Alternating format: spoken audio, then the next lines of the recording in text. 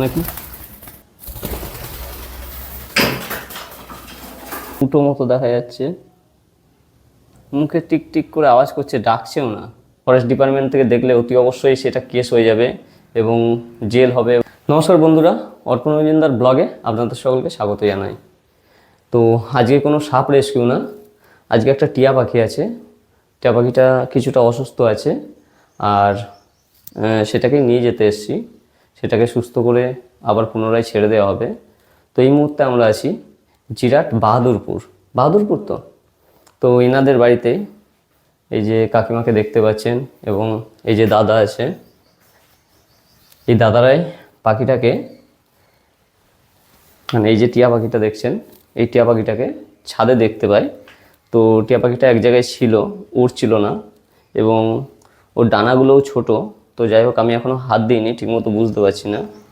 তো এমনি খাওয়া দাওয়া করছে কিন্তু ঠিকমতো উঠতে পারছে না।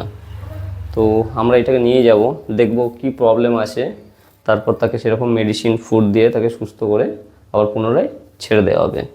ঠিক আছে, পাখিটা আপনি নিজের হাতে আমাদের এই খাঁচায় দিন।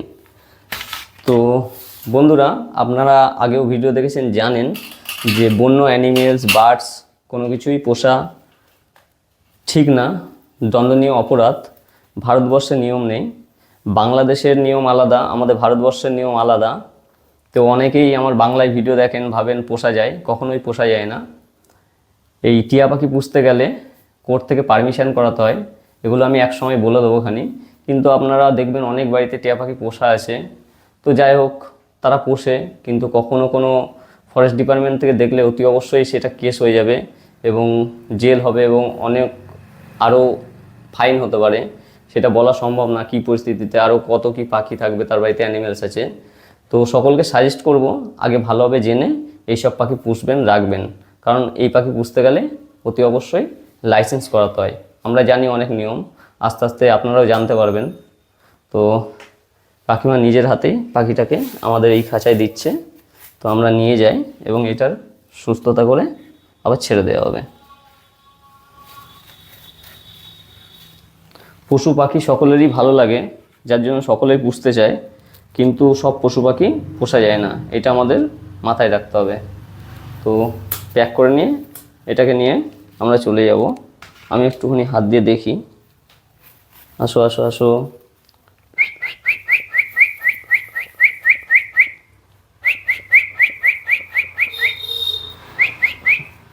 এটা বাড়ির কোনো পোষা পাখি ছিল, যার জন্য কোনো বাইট করছে না, নাহলে অতি অবশ্যই কামড়াতো। তো এটাকে আটকে আটকে রেখেই সম্ভবত প্রবলেমটা হয়েছে, দেখবো খানি।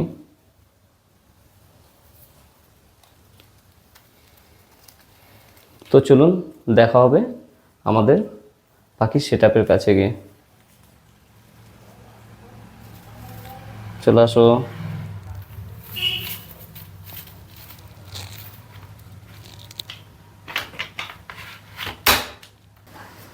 তো আমরা বাড়িতে পৌঁছে গেছি, আর এই যে পাখির সেটআপ, ওখানে বাচ্চাও বড় হচ্ছে। আর এই যে সমুকে আমরা ফোন করে বলে দিয়েছিলাম শেফা জলটা রেডি করতে। এই যে শেফা, এই শেফাটা দেওয়ার কারণ হচ্ছে যে পাখিটার মধ্যে যদি কোনো ভাইরাস থাকে, সেই ভাইরাসটা কাটানো দরকার, তারপর এইসব পাখির আশেপাশে রাখা যাবে, নাহলে এই পাখির আশেপাশে রাখা যাবে না। তো যার জন্য আমরা এখানে রাখছি না। তো আমরা অন্য ঘরে যাব, অন্য জায়গায় একে সেটআপে রাখবো এবং বার করে দেখব কি প্রবলেম আছে না আছে। ফার্স্টে শেফা জলটা দিই, এখন গরমের মধ্যে খুবই অসুবিধা। তো খাঁচা রাখাই আছে, এই খাঁচার মধ্যে ওর প্রয়োজনীয় জিনিসপত্র দিয়ে ওকে রাখা হবে, আর এই ঘরেই ছেড়ে ছেড়ে ওকে দেখানো হবে। দেখুন কি সুন্দরভাবে উঠছে একা একা, একটু একটু ভয় পাচ্ছে। আয় আয় আয়,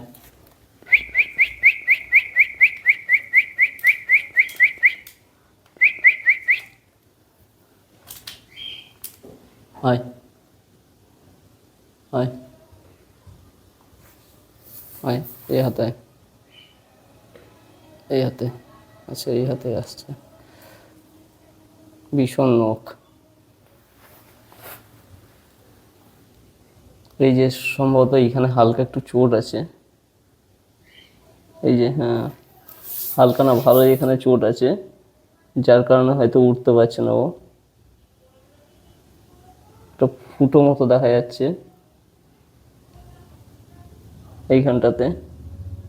তো যাই হোক, ওখানে মেডিসিন দিতে হবে। কি প্রবলেম হচ্ছে, কোনো পাখির সঙ্গে ঠুকরি হয়তো করেছে, বাইরে ছিল যার কারণে। কি হয়েছে, জল খাবি? দেখি শেফা জলটা একটু খায় নাকি। হ্যাঁ জল খা, জল খা।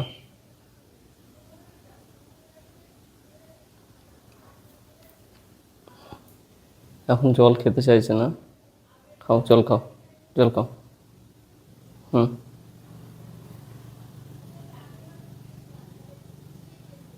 খা জল খা।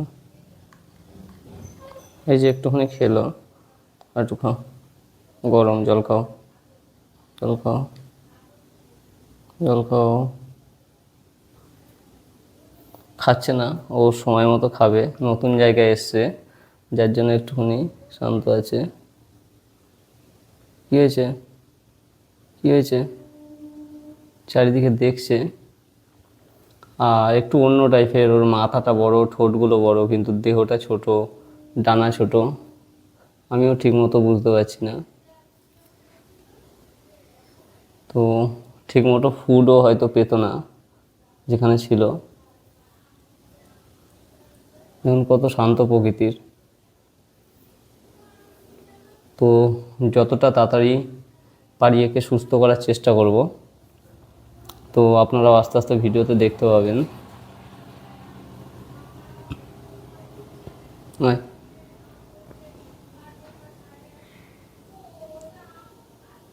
হ্যাঁ কাদায় তো দেখি, দেখি ঘোরে নাকি। কী হয়েছে, কী হয়েছে? হুম, কী হয়েছে? মুখে টিক টিক করে আওয়াজ করছে, ডাকছেও না। আমি অনেকক্ষণ থেকে লক্ষ্য করছি, ভাবছি ডাকবে, কিন্তু একবারও ডাকছে না। কী হয়েছে? হুম, হালকা আওয়াজ আসছে। কী হয়েছে? হুম, কোথায় রে? আমি দেখতে পাচ্ছি না তো। হুম, তো দেখুন কতটা মিশুকে হয়। তো খাঁচার মধ্যে খাবার টাবার দিয়ে ঠান্ডা জায়গায় ওকে রেখে দেখা যাক, এবং আস্তে আস্তে দেখি ও একটু উঠতে পারে নাকি। আয়, আয়, ওর তো দেখি নাকি। তো কোনো মতেই নখ ছাড়ছে না।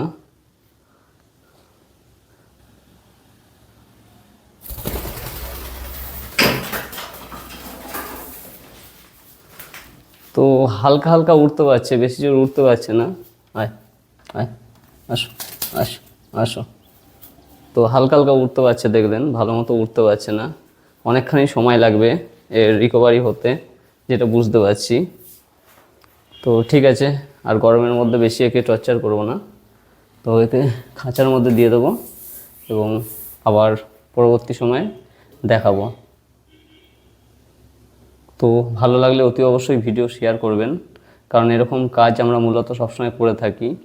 যখন আমি বেঙ্গলে থাকি তখন তো করি, বাইরে গেলেও করি। তো এই জন্য অতি অবশ্যই শেয়ার করবেন, যাতে আরও মানুষ জানতে পারে বা নিজেরাও চেষ্টা করে এরকম বন্যান্য অ্যানিমেলস, পাখি সুস্থ করতে পারে। তো বন্ধুরা, দেখা হবে পরের ভিডিওতে। সকলে ভালো থাকবেন, সুস্থ থাকবেন।